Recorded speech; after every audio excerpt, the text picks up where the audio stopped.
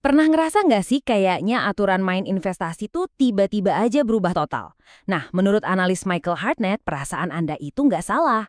Lupakan semua yang Anda tahu tentang dekade kemarin. Dunia yang kita kenal dulu udah lewat dan sekarang kita akan bedah bareng-bareng. Seperti apa sih dunia investasi yang baru ini?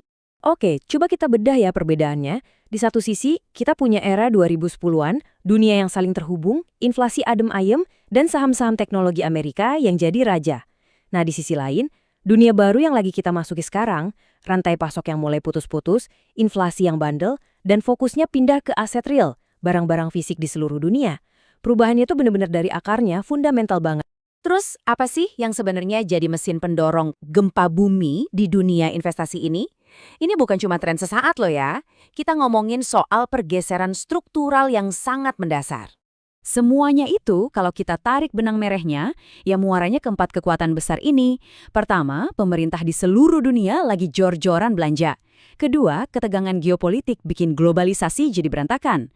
Ketiga, bank sentral sibuk nyetak uang buat nutupin utang. Dan hasilnya, ya inflasi yang nggak turun-turun. Kombinasi ini nih yang bikin suasananya jadi kayak kembali ke era 70-an. Beda banget sama era 2010-an. Nah, sekarang kita masuk ke bukti pertamanya nih. Bukti dari pergeseran besar nih. Era di mana strategi pokoknya beli saham AS pasti cuan itu kayaknya udah mulai pudar. Ada sesuatu yang baru yang lagi terjadi di panggung global. Coba deh, lihat aja angkanya. Gila banget kan timpangnya. Sejak tahun 2020, investor udah ngeguyur saham AS dengan 1,6 triliun dolar. Sementara itu, pasar saham di seluruh dunia kalau digabungin cuma dapat seperempatnya doang. Ini namanya konsentrasi modal yang ekstrim banget di satu keranjang. Terus artinya apa nih buat kita? Nah, poin utamanya tuh bukan berarti pasar AS bakal ambruk, bukan itu. Risikonya lebih ke rotasi besar, yang kejadiannya pelan-pelan tapi pasti. Semua modal yang numpuk di AS ini justru jadi kesempatan emas buat uang mulai ngalir ke pasar global lain yang valuasinya jauh lebih menarik. Nah, pertanyaannya, kalau uangnya berrotasi, pindahnya kemana? Yuk kita lihat dua contoh yang super menarik yang bisa jadi gambaran pergeseran global ini. Jepang dan ya Tiongkok. Kutipan dari Harnett ini benar-benar ngegambarin bull market diam-diam yang lagi terjadi di Jepang. Sebuah pasar yang puluhan tahun kayak dilupain orang, tiba-tiba bangkit lagi.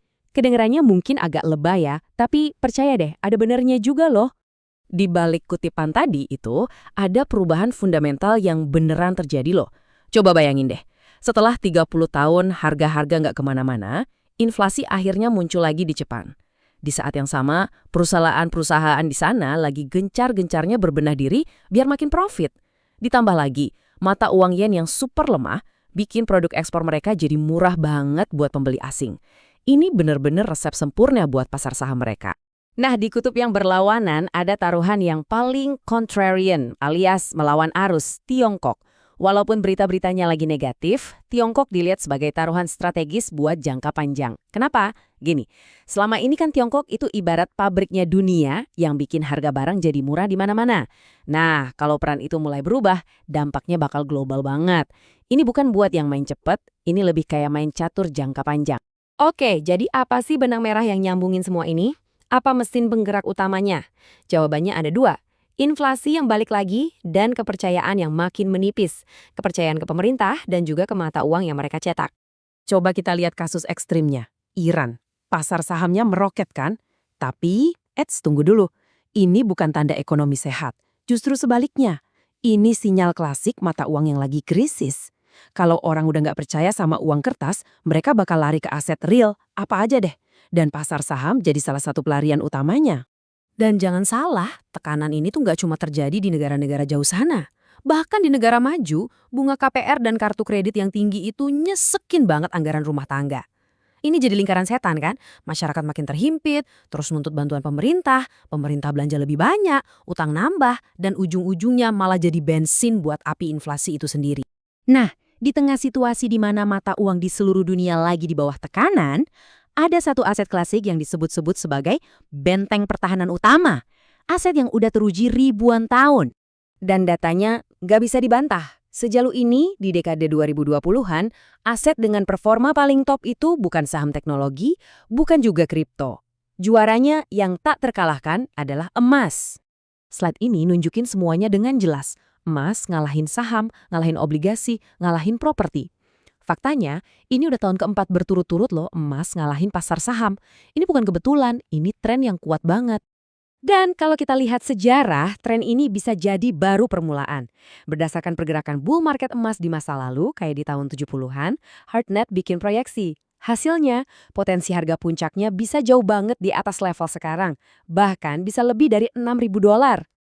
Oke, jadi setelah kita bahas panjang lebar, gimana caranya kita merangkum semua ini jadi panduan investasi yang simpel dan bisa langsung dipakai di era baru ini? Yuk kita simpulkan poin-poin kuncinya.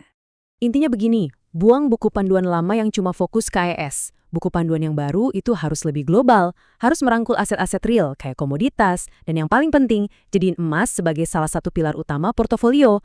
Kuncinya adalah diversifikasi dan adaptasi sama realita ekonomi yang baru.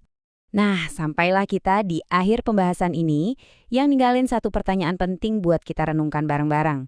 Dunia yang lama udah lewat. Pertanyaannya sekarang adalah, portofolio Anda udah siap belum buat dunia yang baru ini?